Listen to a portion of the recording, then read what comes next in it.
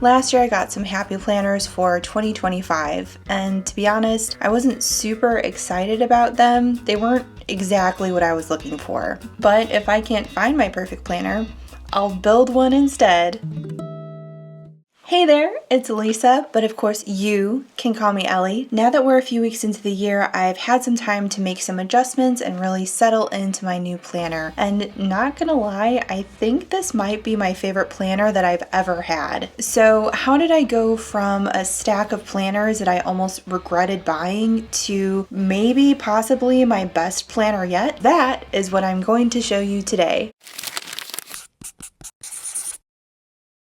Let's review what 2025 planners I purchased last year from the Happy Planner. I got the Everyday Magic Planner, which is a dashboard layout, the Sleeping Beauty 65th Anniversary Planner, which was also a dashboard layout. I did get the Mauve and Moss monthly layout, but then I decided instead of that one, I wanted to go with one of the custom options, which I got in the Shadow and Light theme in the monthly layout option. Oh, and these are all classic size, by the way. I preferred the covers on some and the inserts on others, so I purchased a few different options so I could kind of pick and choose what I wanted from each or frankenplan them together so that in the end I could have my ideal 2025 planner, picking out my favorite parts of each of these planners that I purchased, with a few little extra things added in there as well. I have decided that for 2025 I want to split everything up into two 6-month planners. To get started with kind of my base or starting point, I am going to grab that Everyday Magic Planner since that's primarily the layout and inserts that I want to use. I really like the dividers and I'm wanting to use that cover and discs for my first planner for the year. But since I'm only going to be using January through June on this set of discs, let's go ahead and remove July through December now.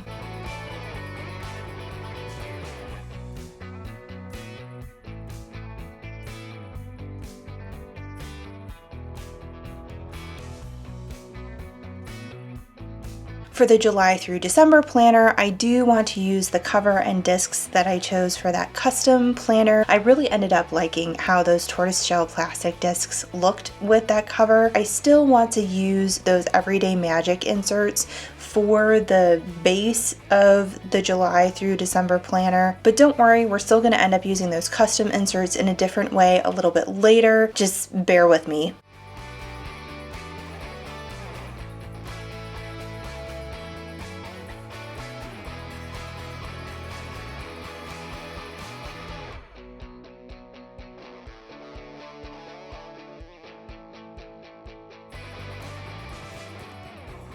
Ta-da! Now that is a beautiful planner. Now, even though the dividers and monthly pages are really kind of growing on me from that Everyday Magic Planner, having all of that brown ink on the weekly view kind of makes my eyeballs hurt. But don't forget, I do have that Sleeping Beauty 65th Anniversary Dashboard Happy Planner, which not only uses the black ink for the weekly pages that I prefer, it's also Disney, which, you know, win-win for me, right? There is still a little bit of brown and gold-ish accents throughout that Sleeping Beauty planner, which I think helps these pages tie in nicely with that Everyday Magic Planner. So this is where the frankenplanning begins.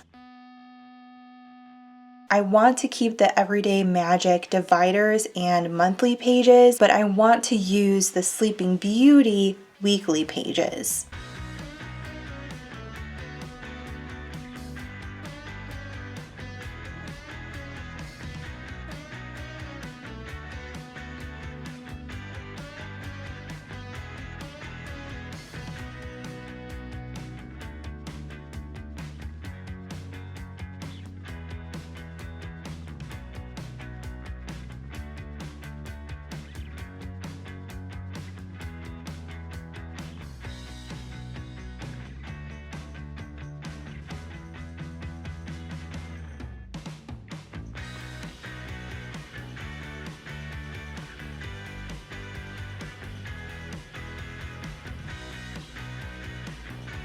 Because of how the pages are set up, the first dashboard of every month is going to have the Everyday Magic dashboard, but that's okay. I'm probably just going to end up covering up the dashboard with my own custom pages anyways, but more on that later.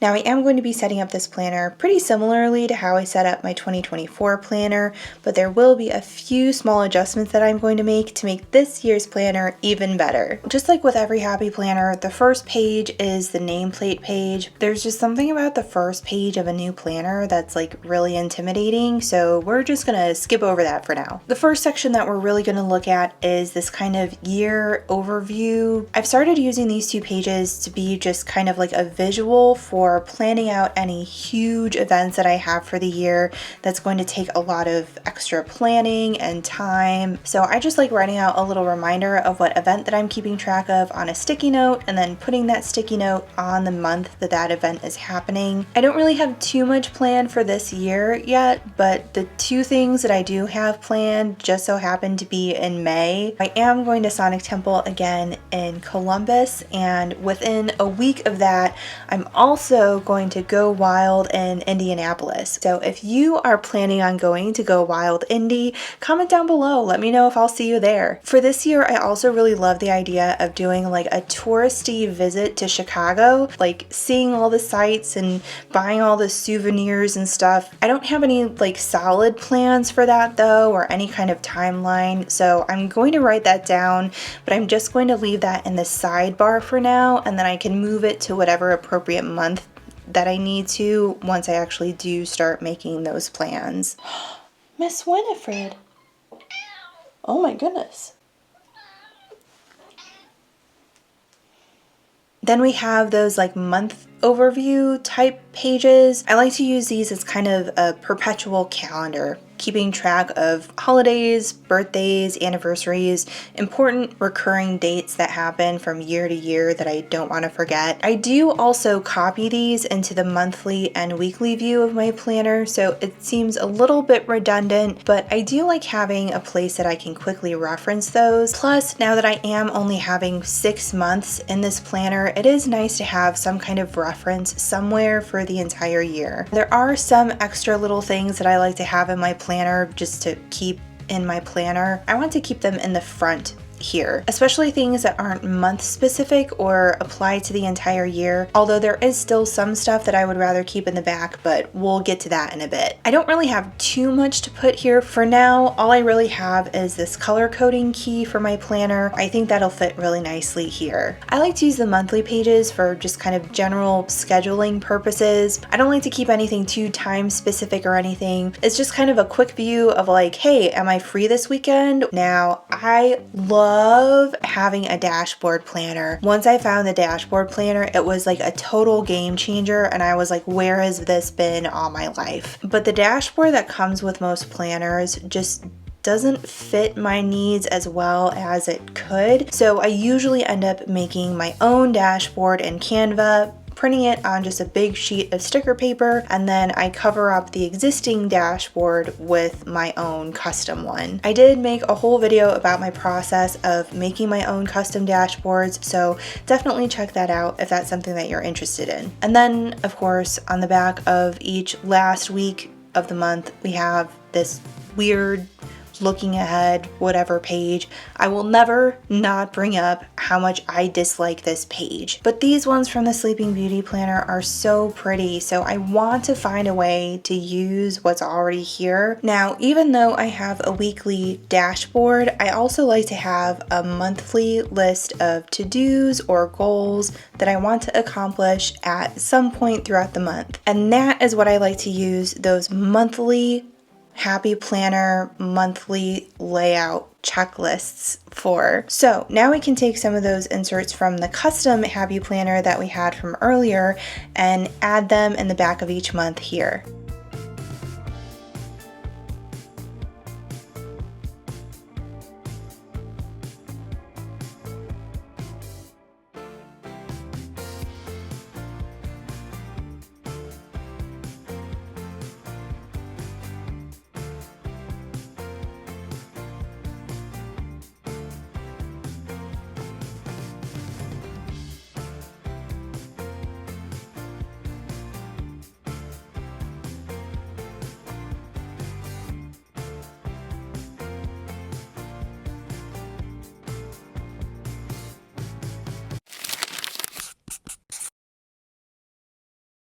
so I do have some sections that I want to add to the back of this planner. For this year, I want those sections to be wellness, finance, work, and LE Planet stuff. At the back, I like to keep things that I like to kind of compare month to month, that I don't want to have to flip through all of the weekly pages to be like, this is what happened in January versus this is what happened in February. To split up these sections, I do have these frosted divider tabs that I bought from a shop on Etsy called NikkisPaper. And then I have these labels that I got on Etsy from a shop in Australia, I think 1521 Studio. I originally had a different concept in mind when I bought these labels, but they work just as well on these divider tabs. Okay, so I'm trying something new this year. Remember earlier when I mentioned that I had a weekly habit tracker that I used to keep on my dashboard, but now I'm moving it to separate pages? This is where those pages are going to live. I have these huge full page habit trackers from PTPaper. I like having so many habits that I can track on one page. There may be some other health related things that I want to keep in this section of my planner that I'll add at some point, but as of right now, all I have is just these habit trackers, and that's good enough for me. This finance section is actually new for me this year. Last year, I would keep a little finance page at the back of each month, but I also like to compare my spending and saving month to month, and it was starting to become kind of tricky to find those finance notes. So I decided I'm just going to keep it all together in one section at the back of my planner. For work, I don't put too much in my planner, but I do usually end up having some kind of date or list that I write down month to month. So I have these calendar inserts from DayByDesignPlanners that I'm going to keep in the back of my planner here. The last section in my planner is going to be for my LE Planet stuff. Now, I am doing a complete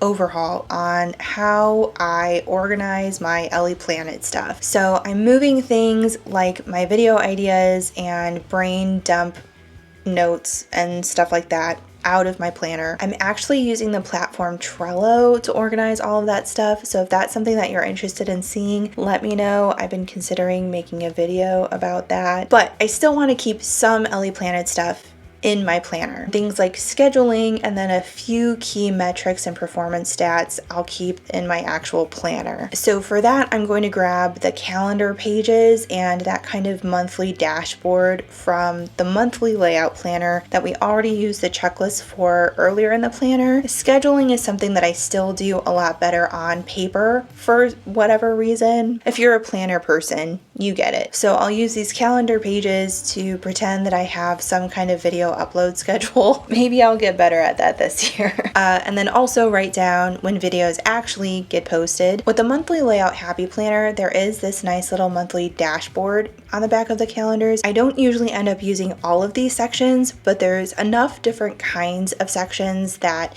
I can usually find something that serves the purpose that I need for that specific month somewhere on these pages. Overall, I'm just really excited with how this entire planner has turned out. But while there are a few things that I did to this planner that are brand new to me, it's not too different than what I did for my 2024 planner. So if you want a deeper dive into that planner, go ahead and check out this video right here.